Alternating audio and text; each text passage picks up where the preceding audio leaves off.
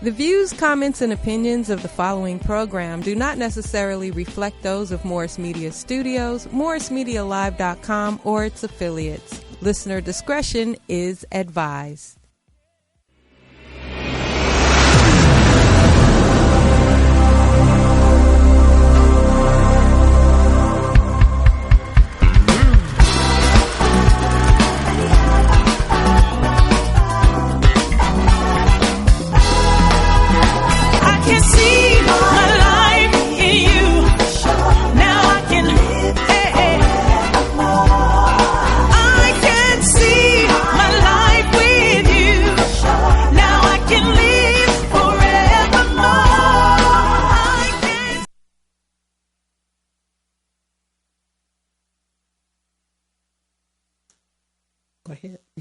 Hello and welcome to our show. My name is Ginger Lavender Wilkerson and I'm a licensed marriage and family therapist. And today we are talking about not New Year's resolutions, but we're going to name it something different because we've noticed that a lot of times we enter into the new year and we have certain intentions and they fizzle out about halfway through the year. And so we are going to delve into some really hot topic, give you some actionable items that you can take in order to fulfill some of the aspirations that you have. Again, we're going to stay away from that New Year's resolution, but Happy New Year to you. And I'm sitting here with, Miss Linda. Can you tell us about yourself? Hey, Linda Coleman Willis, and we're going to talk about Count the Cost. And what we're talking about tonight is not New Year's resolutions per se, but the cost of not achieving what you wanted to achieve for yourself or your business last year. And not only that, our therapist here is going to help us understand once we look at what stopped you, but what you can do about it. Right. And so we're about solutions. Yes, definitely. I'm a business coach and I coach business people and entrepreneurs. So this is an exciting topic for me. I am an entrepreneur. And I look at intent in everything that I do. Right. So we want you to take a look at 19. We're in 2020 now, 2019. And just, I always believe that you should look back before you look forward. So kind of see what it is that you maybe wanted to achieve and didn't achieve. Mm-hmm. And maybe we can help you walk through some ideas about maybe why you didn't and how you can achieve for 2020. Not make the same mistakes for 2020. Not just you, that we may have made in 2019. Yeah. Okay. So some of the things is like looking also at some of the things went well. I talk about doing an inventory, as you said. Mm-hmm. Inventory, saying what worked well, what needed to be tweaked, what are some of my failures that may turn into lessons learned, and really doing a review if you had intentions or New Year's resolutions from 2019, and then in December, kind of reevaluating where am I. Mm-hmm. I always think that there should be a progression towards something as opposed to, even if you didn't meet it, was there a progression over time towards this goal? Mm-hmm. So after that, then we can spring forward into the new year and start to really create some actionable goals, some SMART goals, as we call it. Right. Yes. SMART goals. Yes. I like that. So since we're talking about intent and not resolutions per se, and I think it's easier to drop out of something or to not do something if you're not specific, or I think sometimes we're too vague. Right. So if you're not specific, and I agree, we do look at what we did, what we accomplished. Yeah. And that motivates us. Mm-hmm. But what about those things that we said in 2019, I'm going to do this. Right. And we made a commitment that we were going to do it, but we didn't get it done. Mm-hmm. So there are a lot of reasons why it didn't happen for people. Sure. But some basic reasons. And one of them, like I said, we're too vague. I don't think people are really clear. Mm-hmm. Now, if you're saying to yourself, I'm going to run the mile this year, mm-hmm. and or the 5K or the 10K, but you never practice, you never register, You never get a coach or someone who can help you, or maybe a friend. If you don't do anything leading to that, but you say to yourself at the beginning of the year, which we often do, and we even write it down. Sure. That's one of the things we suggest that they do. Yes. Write it down and give it a timeline. But if you never take those necessary steps, how is it going to happen? Yes. And being vague is saying, I'm going to do it. And that's it. Yeah. That's too vague. Right. So being extremely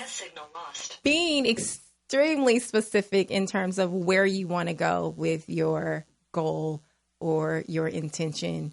So if your goal is to run a 5K or to lose 10 pounds, what is it going to take to get you there? And I always ask people to think about the reasoning behind the goal. So why are you doing this? What is your purpose? Like, you have to be tied to the goal. And then if that's specific enough, is it realistic? So sometimes people is like, okay, 100 pounds in a year. Is this realistic? Is that realistic? Or the 5K and I've never ran a day in my life. Then maybe walking is a actionable step that's realistic for this person. So being very specific, but also realistic, and setting a time or deadline to meet that. So those are markers. Doesn't have to be, so you can kind of do increments, but it doesn't have to be a long-term goal. It could be a short-term goal. It could be a short-term goal. And one of the things that you said was being tied to the goal. Yes. Now, I know a lot of us, if it's not something I want to do, if I'm not really committed to doing it, but someone else may be edging me on to do it, or it may be the popular thing to do, or maybe a family member is saying you should do it, then it's not really the goal that I want. So am I 100% committed to doing it? Right. And I think that's what we have to ask ourselves. And one of the reasons I think we're talking about this so much is that once we don't achieve the goals that we set, we kind of beat ourselves up a little bit. Yes. Yeah. And a lot of times we feel like a failure at the end of the year. And then we're more determined at the beginning of the year, but we repeat the same cycle. And so what we want to do tonight is break that cycle because obviously there are some challenges. So I would say to you, ask yourself, what do I need to do this time, this week? What do I need to do today, tomorrow, next week, and maybe next month or several months that's going to be different than what I did last year? Now, we're talking about something you want to achieve. Remember, we said a lot of times people are trying to achieve something that's unrealistic, 100 pounds in a month. Right. How about 10 or 5? So we want it to be realistic, but we want it also to be something that you want, because something you want, you're going to be more committed to than something. If I want you to do something because I want you to do it and you say, okay, you may not be committed to getting it done. That's true. I think also part of the reason why there's some failure towards goals or resolution is because they're done in isolation. So unless I make this goal real and I share the goal with you, there's a level of accountability that I have. And it could be a level of networking in terms of, if this is what I want to do, you might check in on me to say, how's that goal going? That gives me a certain sense of accountability to say, either I'm meeting that goal, I haven't met that goal, this is what I'm doing, but a trusted partner, trusted friend to share your goals with. And I think that helps to keep you accountable, not only for yourself, but to the goal and the reasons why you're doing it. Because you may get discouraged. It's a journey. And it's okay to get discouraged. We're talking about just quitting and giving up. And giving you some reasons why we believe that people often give up, because if you're not committed to it, if it's not your goal, if you're doing it because someone else wants you to, you probably don't have that level of commitment. But when people resolve to stop doing something, it's often backfires because it makes them think about the very thing that they're trying to avoid. So if it's something that you want to stop doing, let's say it's something you want to stop doing and not something you want to start doing, if you want to stop doing something, say specifically what you're going to do in its place, right? If you just say, I'm going to stop eating candy and eating sugar, I can't tell you how many times I've said that one. Okay, so it helps to say, I'm going to start eating healthy, and not just start eating healthy, but I'm going to eat fruit, vegetables. Say what you're going to do.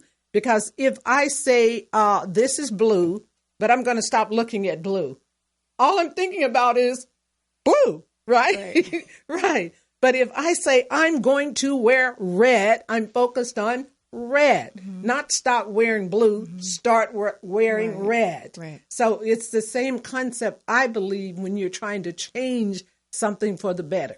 Yeah. And so it's a replacement behavior. So See, she has a name for it. I didn't have a name for it. I just knew it was something that you could do. Yes, replacement and a positive replacement, right? So if, you start running at a 10 and you figure out that this is a bit much for me, but I'll do better at an 8. It's an adjustment. I think champions. And it's okay, right? We have to make it okay. Yes. Yeah. And it's okay to adjust to the pace that you need. It's okay to change your trajectory of your goal if you're going down the same path.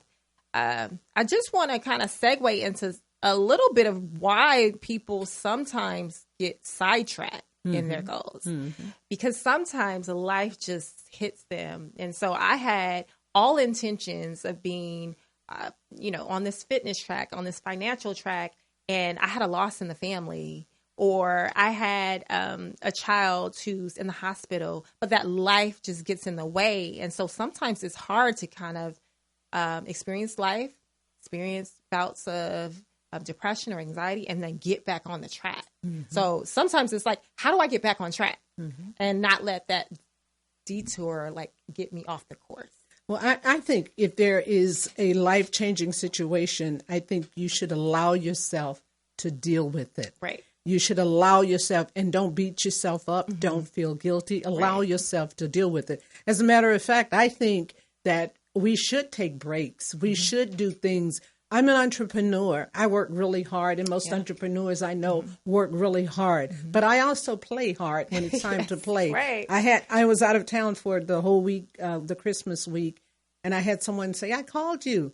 And I'm like, I wasn't returning any calls. I was with my family in another state. Yes. We were enjoying snow, so, and I knew that it wasn't an emergency. It wasn't, but you have to allow yourself to have some releases. So if there's an emergency, take care of that emergency. The world is not going to end, and you owe it to yourself, because a lot of times when we don't, then we turn around and there's guilt. Oh Lord. Yeah. Guilt, and stress. Yes. Oh, my goodness. Yes. I like the fact that you said you actually schedule your self-care.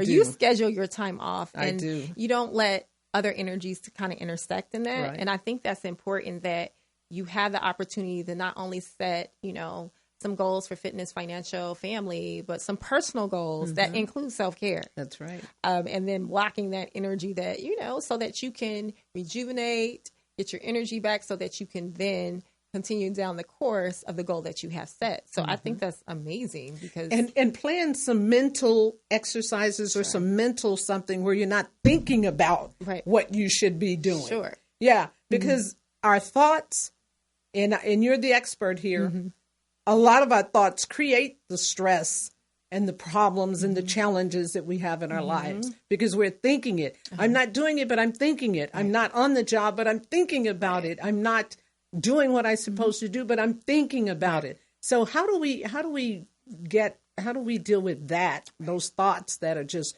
creeping in and just causing us all kinds of challenges. So what we call excessive worrying. So those are intrusive thoughts that just continue to flood our brains, that try to block the progress that we have or are moving towards. And if our thoughts sometimes affect our behavior, so I feel like I'm a failure, I feel like I can't do this, what follows is your behaviors. And then one would say, if my behaviors are this is how I'm feeling, like a failure. So one of the things I have people do is write down the things that are just racing through your brain. So if there's continued thoughts, kind of look at the patterns of, oh, I should do this, it could turn into a to-do list that is not overtaking your brain and your mental space. And then taking some time for self-care. And I don't try to minimize that word self-care, because I feel like it should be something that we kind of put in front of other things that we have so that we can access our goals or to move towards our goals. Mm-hmm. Yeah. And I don't think self-care is just, a hot bubble bath. Right. Or maybe getting your nails done. Well, I think we're talking more spiritual, mental, physical. Right. Am I right? Yes. Reading something. If you're in one industry, maybe you can read for pleasure. Mm-hmm. If you have to read all the time for your job, maybe you can read for pleasure. Right. You can do something different. I think the main thing is to control the thought processes that creep in and cause us to feel guilty, cause us to feel like we should be doing something. And even when we're not doing it, we feel like we should be doing it. Right. And what happens when we feel like we should be doing it? We start to feel guilty and the stress. Mm-hmm. And so I really appreciate what you said about the thoughts creeping in, because a lot of people feel like they can't control the thoughts that creep in. So there are some methods of control, right? Yeah. So controlling it in terms of intrusive. So writing them down, I said, makes it real and it gets it out of your head. For, day-to-day people who are experiencing life, they're like, I'm always in my head. I hear clients say that I'm always in my head. I can't, I'm thinking everything through and these thoughts. And that can be a strength to you to think things through, but it can also be a barrier in terms of trying to accomplish a goal, because it hinders your progress. So if you turn some of the negative intrusive thoughts, because sometimes there's positive, like I really want to win this award, or I really want to get an A on this test. Like that's a great intrusive thought, like because it motivates you into action. Right. But if it motivates you into action, if it causes you to worry, so we want it to be hooked up to motivation to action, and it doesn't. Not inaction, right? So really writing those things out, looking at the pattern of thoughts, and I say, reframing those thoughts to something positive and putting a positive spin or positive energy towards those thoughts. Mm-hmm. So reframe those thoughts. Yes. Now I'm going to say this, but she's the expert. Okay. So when I think about motivation, personal growth and development was my field for a long time, and so when I think about reframing thoughts, to me, it is feeding myself with the thoughts that I want to think. And whether I believe it or not at the moment, I continue to feed myself with positive thoughts, with reading positive books, listening to motivational, inspirational tapes, or spiritual. It might be a spiritual process for you, but it just doesn't happen accidentally. Right. I think you have to do something. Is that right? And when we say feed yourself, we're talking spiritual, mental now, not food. Not necessarily. Maybe you can get something you really like. There are a few things that I like. Yes. So you're correct in terms of feeding yourself positive thoughts. So another reframe example would be someone would think, I can't do this. That's a thought. I can't do this. A reframe would be, I'll try my best. Meaning, I don't put the pressure to say I can do this because there's a failure aspect of it. But I'll try my best, meaning I'm going to give my best effort towards something. It just changes the conversation. It's like not saying I can't, but I'll put my best effort forward. And how about putting a 3-letter word in front of it? HOW. Yes. How can I do this? There you go. If you ask yourself, I'm a coach, remember? Yes. Go ahead. Coach me. How can I do this? Yes. Because most of us have challenges. We all have challenges. Yes. But if you are asking yourself the right question, a lot of times you can get the right answer. The question, if you're telling yourself you can't do it, you're already whipped. And like you said, to say, maybe I can do this, a positive thought is there. Perhaps I can do this. So there's another step. Right. How can I do this? Not only that, who can support me in doing this? Yeah, so it doesn't have to be just, oh, I can't do it. Right. Or I tried and I failed and that's it, and I feel bad and I feel miserable and I'm a failure. No, there's always other steps that you can take when you get used to knowing that you have the responsibility to give yourself that kind of opening and that kind of opportunity. And when you look up, I'm a Christian, so I do understand the blessings that flow, but I think blessings come through action. Yeah. So if you're willing to take the action, you can achieve what it is that you, along with all the other things that we've said tonight, really. And it has to, because I really like the word how. It opens up the conversation, it opens up the dialogue, but it allows you to think outside of the box. Because if you're linear thinking, the how would be like, well, I tried it and it's not working, but the how is, what are the possibilities that can catapult you into this decision or catapult you into this goal. So broadening the conversation and asking the question how, and you may not know the answer right away. Right. So you might have to search and do some work with that. But giving yourself space and grace is what I call it, meaning not being so hard on yourself. And I think that'll allow you to then ask more questions. Well, one of the things I always ask myself is, has it been done before? Right. And has it been done well? Okay. And who did it? Yes. And how did they do it? And do I have access to them? And a lot of times you don't have access to that person, but you have access to the information. Yes. Yeah. I mean, Oprah has inspired me a lot, and I have met her twice, but not in that capacity. Yes. So it doesn't have to be someone up close if you're searching, and if you really want to not give up easily and not take that burden on of being a failure. I work with a lot of entrepreneurs and really smart people, and they do have a challenge of asking for help a lot of times, or admitting that they need help. Or they'll ask a question under the guise of, but to say, I need help. And I think if but not to just anyone. Right. To someone can really help you, who's willing to help you. Of course, a lot of times they don't ask for help because maybe they went to someone who shamed them or put them down. But Les Brown says, I don't ask because I'm weak. I ask because I want to remain strong. Right. So think about asking because you want to improve, you want to grow, you want to be strong. So, not because you're weak. Exactly. So if we think about that, asking someone else is one thing, right? But also acknowledging for self that I need help, whether that's mentally, physically, emotionally, or any goals, to say I need help. How do we get people to get to that point without suffering? So to say, I need help. I've seen businesses almost closing and, the government will say 1 out of every 3 new businesses fail. Right. No, they quit. They give up. Really, they quit. They give up because they've done everything they could, but they didn't reach out to get help. Self-awareness is something that many people struggle with.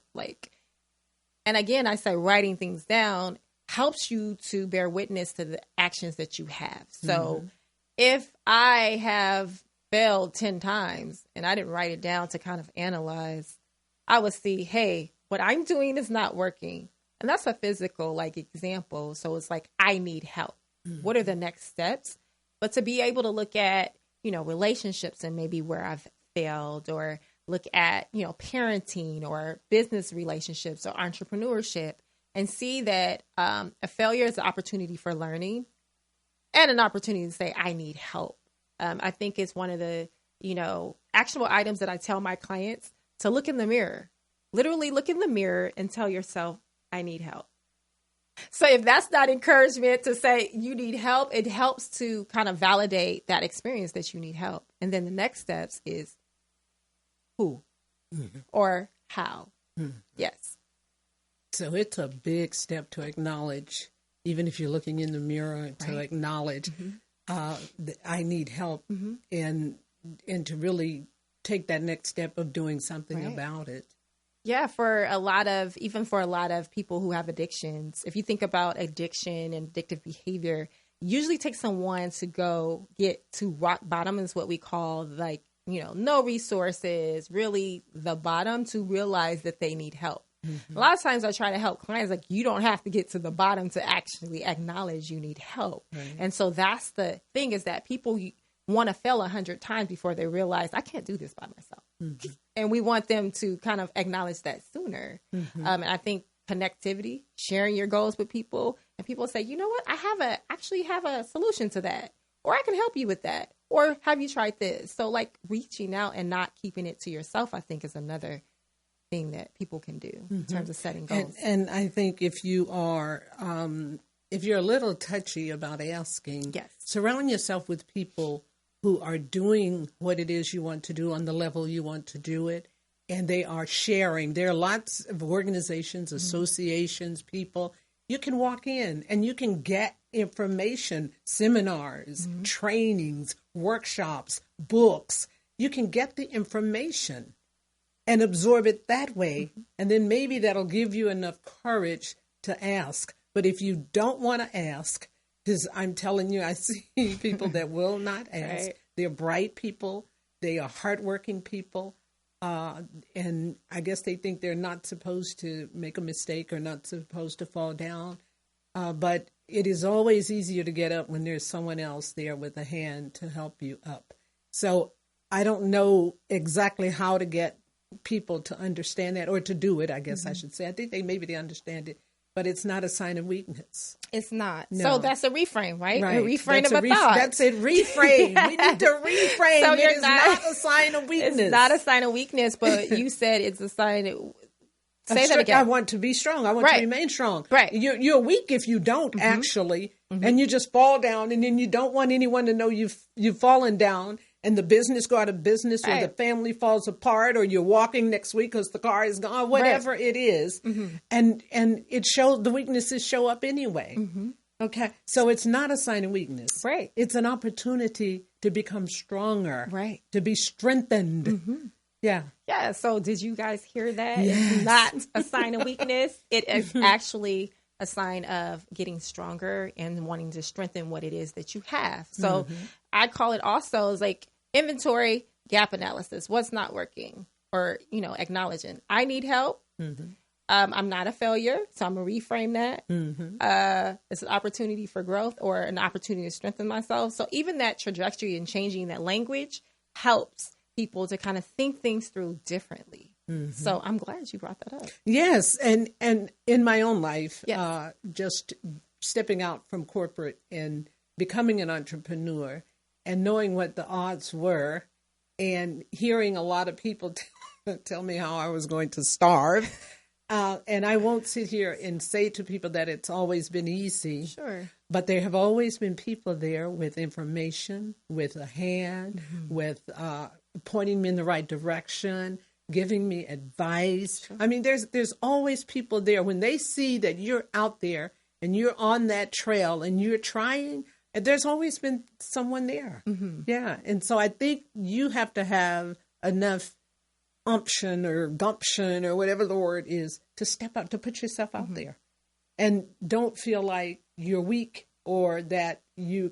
And of course, some people, when they see that you're down, they will try to take advantage of you. That's why we're saying reach out to the right people. Or if you don't want to reach out right away, get the information. Because remember, we were talking about reframing. Right. Reframing the way you think.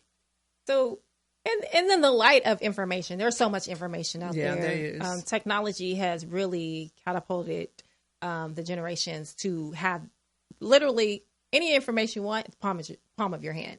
So being able to access minimal information about how do I get to the next steps? There's so many how-tos. Here's 3 steps to do this, or 5 steps to do. But you can get the information out there. It will lead you to different places, and you kind of have to have, certain discernment. Is like this the right direction to go? But I think as far as just information, there's libraries that people still frequent them.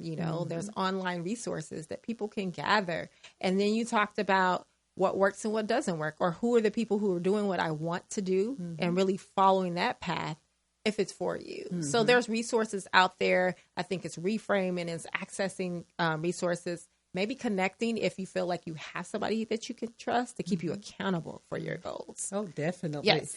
And it sounds like we're talking a lot about business, but I know this time of the year, a lot of people are going on the diets. They're going to change their behavior, what they eat, what they drink, how they eat. Right. So is it the same process when you're talking about a personal goal that you're trying to set? And we talked about being realistic. Right. You know, you're not going to lose 100 pounds in a month, unrealistic.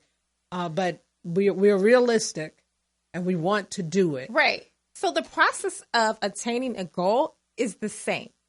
I think it's the why and connection to the goal that changes.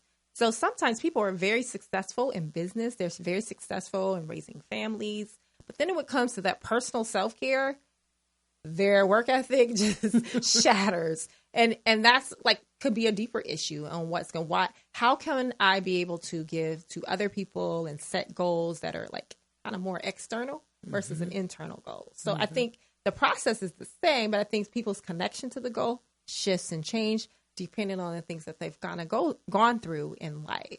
So if spiritual growth, that's something that's internal, or physical health that requires me to actually do something, versus I can set an actionable business goal because, you know, I can have some people or delegate or whatever have you to achieve that goal. So I think it shifts. But when it comes to me. Yeah. Okay. Because a lot of people struggle with personal. that. I mean, if we think about, you know, the number one probably resolution, I didn't fact check this, but I'm going to assume it's physical health. A lot of people, I mean, if you think about the stores that change over in the new year and you have all of the athletic wear kind of in the front of, you know, the stores, department stores, is because people are like, a new year, a new me, I want to set a new tone. And so people start off with this intention of health and wellness, and it sometimes fizzles out. It fizzles out. And I think we can go back to one of the very things that we said is that people are not specific or clear about what the goal is. To say, I want to lose weight, or I want to eat better, or I want to be healthier.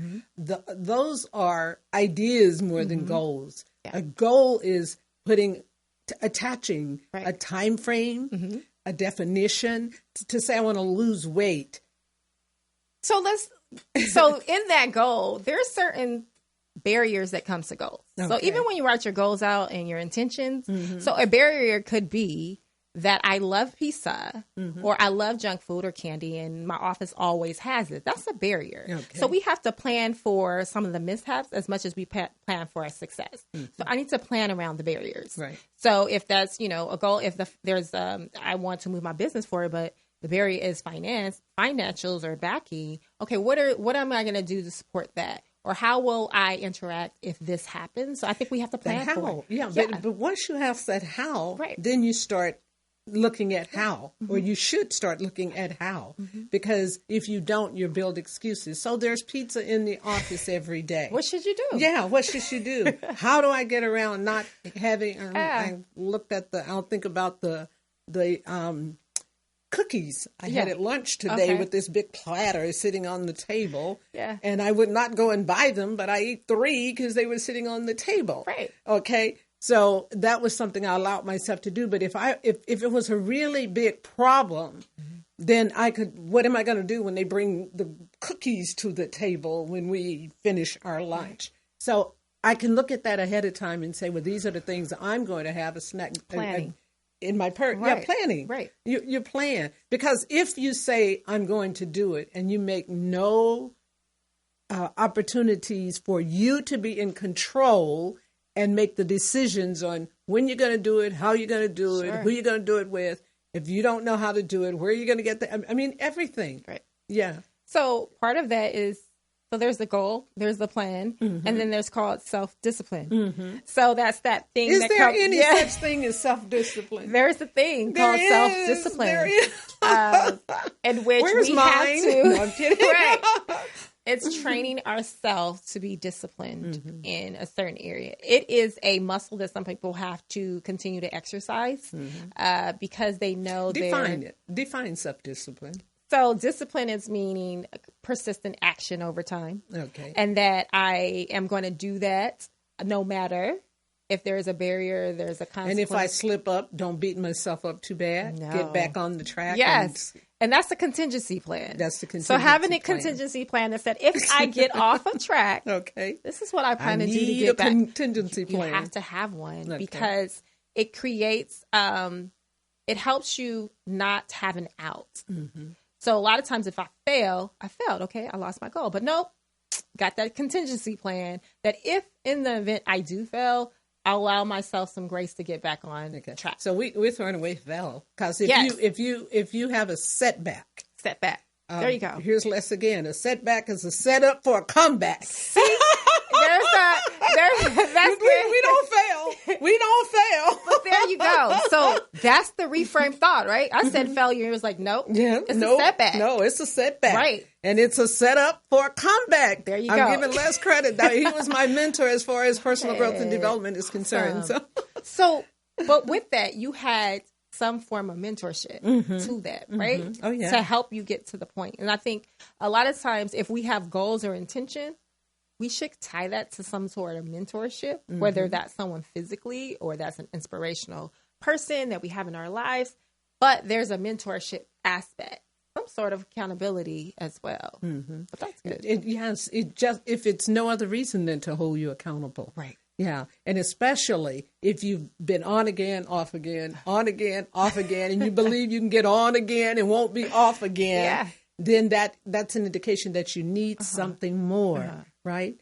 Whether it's a mentor, a coach, or someone that can help you get on and pretty much stay on until you can pretty much do it on your own or as long as it takes. Yeah. I want to normalize this experience because a lot of people set intentions and have setbacks.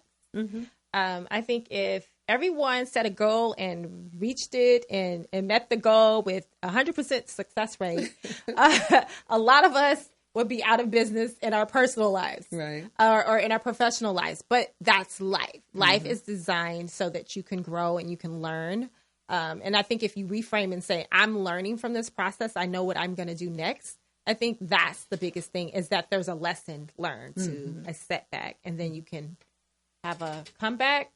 Tell me that again. Yes. Yeah. Oh, yes. Yes. A setback is a setup for a comeback. There you go. Yeah. Yes. It's a setup for a comeback, not a setup to give up. Right. Yeah. Unless you look back and stay back, and then you start that feeling of failure and that you're never going to be able to do it. And I've tried it 100 times. It didn't work.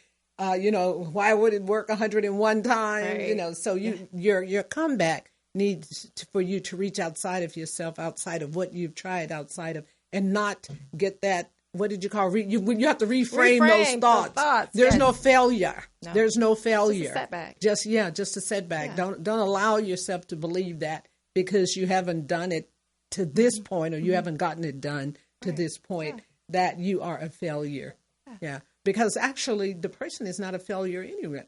It's the act that they were trying to, something they were trying to accomplish. Right. So don't label yourself. Don't ever label yourself as a failure. Right. Yeah. It's just a setback. And, just going back to the goals and then being very specific, right? We talked about, is it a goal that you can attain?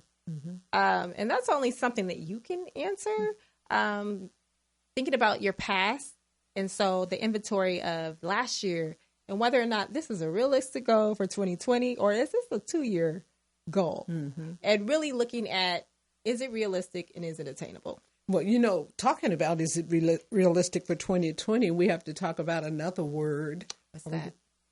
Change. Woo! Yes. Change. Yes.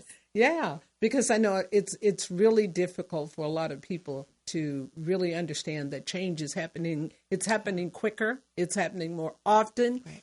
And when I'm working with clients, a lot of times they were like, well, I've been successful for 10 years doing it this way. Yes. Well, it's not working now because of whatever reasons, but they want to continue to do it the same way and try to get the same results. It doesn't happen. Right. So dealing with change. So people have different connotations to the word change. For some people, And I talk about this sometimes in their childhood due to various changes they may have, whether that was a parent who left, whether that's a divorce or a sudden death. That change can bring about some negative emotions for people. So when change, like, it's very hard for me to change because I moved around my whole life. So me changing, like, I want things to stay the same because I'm used to stability. Right. But we have to reframe and say there's adjustments that happen throughout life. And so how flexible are you to make adjustments? We don't have to call it change. And some people love and welcome change and say, you know, I like a different hairstyle. I like a different, job, or I'm used to juggling different things because they like change. They like variety.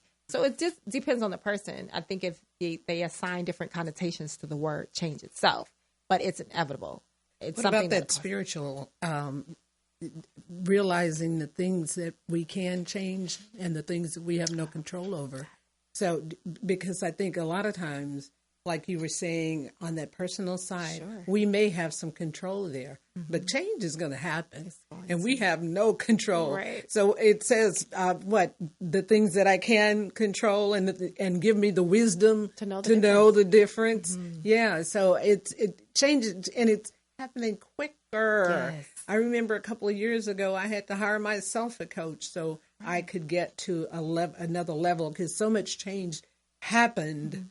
And so quickly until I'm like, oh, wait, I need some help. Well, I need some help, right? So you recognize that. Oh, I know. I'm one of these people. I'll say, help me, Ginger. I got you. So she was referring to serenity prayer, right? So accepting the things that I can change. Changing the things that I can. And the wisdom to know the difference. Yeah. I talk to my clients a lot about categorizing change. Things I can control versus things I cannot control. So if you cannot control something, to assign negative emotions, to get all upset and in a bind, then that means that you are going to, waste your time because something that you cannot change. Right. So, and then there is, and we got a caller on the line. And yes, we do. So before I finish that, I'm going to get our caller on the line and let's get set up for that. The caller, who do we have on the line? Tell us a little bit about yourself and any questions that you may have. Ladies, hello. Can you hear me? We can hear you. Yeah, this is Dee here, and I've been watching the show, and it's very intellectually stimulating, and it just it covers a whole spectrum of conversation, what to leave behind and how to adjust going into the new year. I like that adjustment phase. But let me bring something that maybe we could talk about for a second is over the last couple of years, especially over last year, we have had so much with these kids being bullied and the suicide rate going up and the things that are affecting their lives. And although the younger ones are just little people, this is the precedence being set that's going to garner the rest of their life, how they are dealt with and how they address the issues that they're confronted with, just trying to find their way through adolescence to adulthood. So I'm sure that there's some things that that you're talking about now that can be scaled down to talk about how they can make changes. Because, I mean, how much do they know and how much can they govern change from what they're seeing in schools and the different policy changes and different ways they're being bullied and different things they go through that we hadn't had to go through as we were growing up. It's a different paradigm shift. So how do we address trying to help the kids and the teenagers that don't understand what it is they're going through as they're trying to find some kind of change in their life?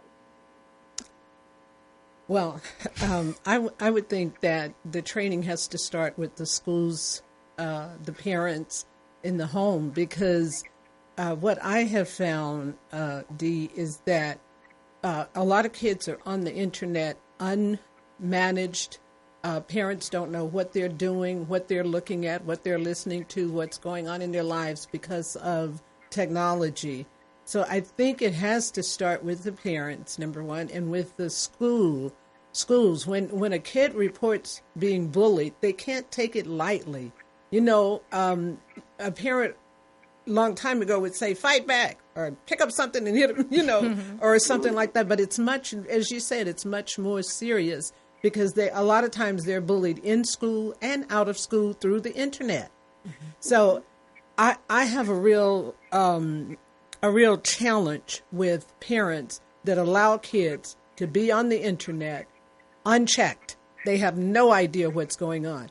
So some of the suicides that I've heard about, parents were totally unaware, and according to the school, so were they. It was all happening online. Mm-hmm. The kids were being embarrassed. They were being bullied. They were being cut down, and they were not telling their parents. But neither were the parents monitoring what was going on in their lives. So I think it has to be a co-op of schools and teachers and counselors and community people, anyone that can step in. And there are some organizations that are out there that are doing things about it.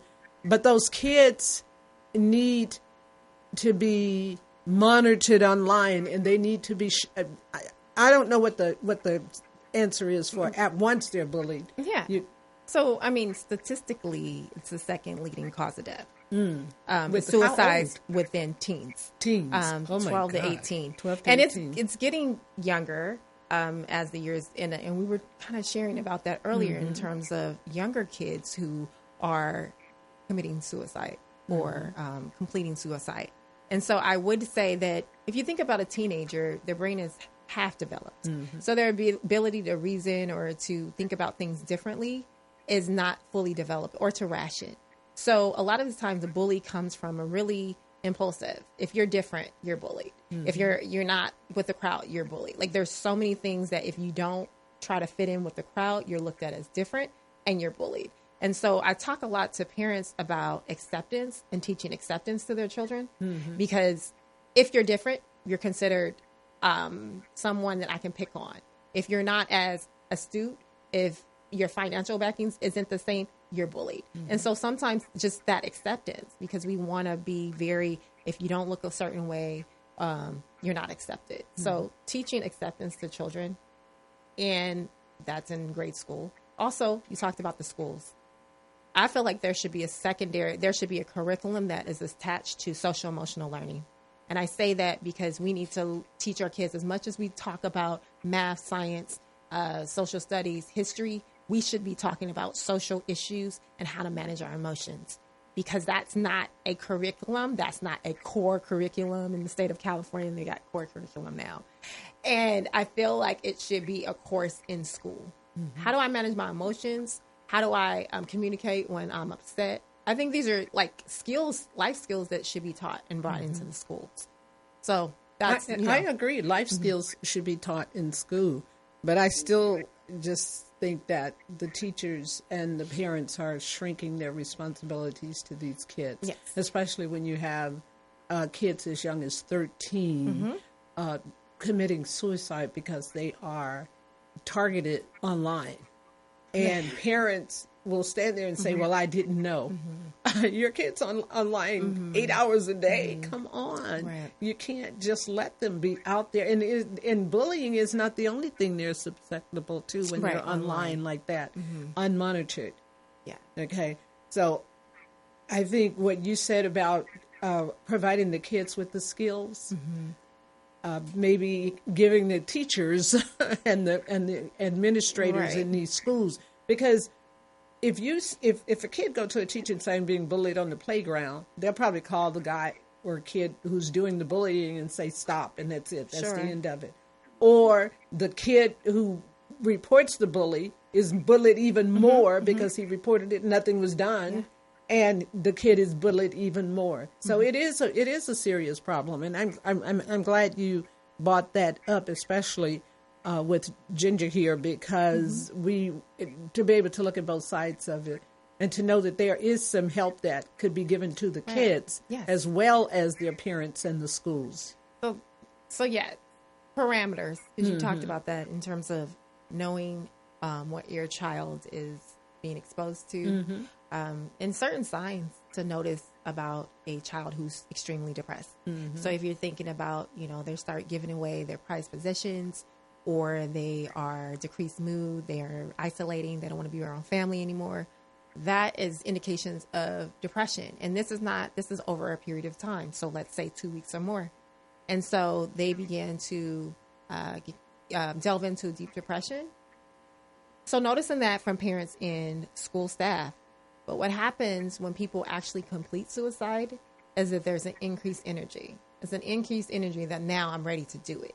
So you have to watch out for their depressed mood, but then all of a sudden they're just happy one day. You're like, I thought you were sad. That's the time when you really have to be aware and cognizant of what that child may be doing, because now they have enough energy to actually complete. I think parents need to hear that, because if you have a kid that comes home from school, goes to their room, get on the internet, and is there all evening, they come down to eat, they go back, then they shower and go to bed, and they start all over the next day. Parents don't know how they're feeling. Right. So there's, and I'm not exaggerating. I see it all the time. And obviously each parent and household is different. I have, for teenage, not teenage mothers, parents of teens, they have a social media contract with their kids. Good. So they talk about, they draw up a contract. These are the hours. These are the sites, and now they have parameters that you can put on there. But it opens a dialogue for the parent and the child to talk about it and the reason why you have the concerns. And so they're both agreeing to this contract that this is how we're going to approach social media. This doesn't happen at 17. This is a conversation that's happening at 10 and 11. It needs to happen at 10 that's and when 11. kids are starting to get cell phones and asking, can I have this app or this application on my phone? So really taking that to another level. And once upon a time, there was an age limit online where little kids couldn't get, but it seems to have disappeared. Yes. Because I'm telling you, sometimes I'm like, what? I'm an adult, So thank you for that question. That it is a real concern, and I hope that something we've said register with some of our listeners, because you really need to monitor. And if you're not monitoring, you don't know. And the you really don't know. Exactly. Because a lot of the bullying goes on online. It does. And those kids that commit suicide, the last little girl I saw in the news, they were telling her she was ugly, she was this, she was that, and it was all online. And think about, just the segue to that, those messages, you're ugly, you're not good enough. Right. Those are the same messages that carry to adulthood. Right. And so then these are the adults who say, I can't keep a fitness goal because I don't have self-esteem, because all of these messages or schemas that I was given as a child are now coming up for me. In my head. And so every time I want to go out and exercise and I'm not comfortable in my own skin, those messages keep coming up. And so they know they didn't die by suicide, but they kept or cut off a part of their emotions as they grew older. So, yes. So I guess it's no easy solution, but there are solutions. But I think it has to start with the parents and the teachers and the administrators in these schools and the parents in these homes. And then they can at least notice. And then, as you said, be able to get the kids some help before it's too late. And the bullies need help too. Yes. Those are problem children too. Yes. They are. They're not bullying because they want to be bullies. They have problems. They're problem kids Sometimes too. it's a survival mechanism. Oh, it is. And so I bully. I'll get you before you get me. There you go. Oh, okay. Okay. So see, there are some challenges. Yeah. And don't they have counselors in the schools anymore? They do. And some districts have a bullying awareness campaign that they do. I think it's more, we need more of it. And I think making it more acceptable for kids to come and talk about it, and creating a culture in schools for that. And then I think kids should be able to go to a teacher or a principal or an administrator and not be pointed out. Right. Because once they report it, oh my goodness. Right. Yeah, it escalates. Yeah. So something, that's something to really think about. Yeah. Thank you for that call. Well, no, thank you. I really appreciate you, ladies. You're doing a great show and a great job and a great service. And I hope you're able to let us know where we can reach you guys, because it makes us wanting more. So thank you for such a great show. Oh, thank you so much. All right. Bye now. Okay. At what point do you? So thank you. That was a great call from Dee. Thank you so much for that. And I mean, as we're wrapping up, I think we should talk about some of the key things that we discussed today in terms of setting intentions, not New Year's resolutions, right? Setting intentions for this new year, and talked a little bit about barriers that people go through and making them smart, making them attainable. Life will get you and it will come. Having a contingency plan so that just in case, you don't reach your goal, you have a contingency plan. It's not a failure. It's a setback. Linda, do you have some final words for us? It's not a failure. Yes. It's a setup for a comeback. There you go. Yes. So, yes, I do. If you are looking at 2020, as we all are, and we're already, 2 weeks into 2020? Yes. Oh, my goodness. And I'm going to tell you, days. I took the first week off. So I'm ready. So what I think the biggest thing that I think I heard was to reframe, get that negative out however you can. There are lots of ways to do it, but reframe. You're not a failure. You didn't accomplish what you wanted to accomplish last year or everything that you wanted to accomplish. I always say look back and see what you did, how you did it, and maybe why you didn't accomplish it. Maybe it wasn't as important as you thought, and maybe you can just discard it. Right. Maybe it wasn't, but don't beat yourself up and say I'm a failure because I didn't get it done.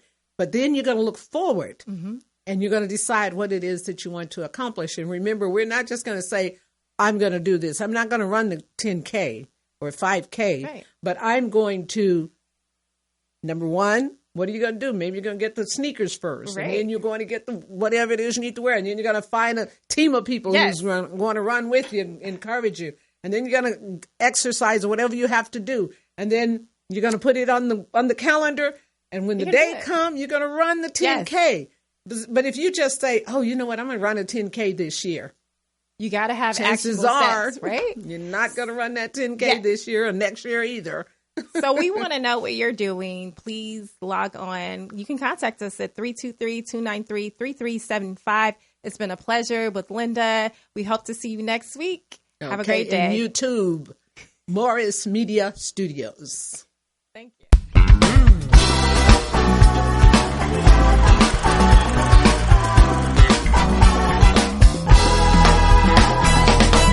Heaven must have known that this day would surely come along.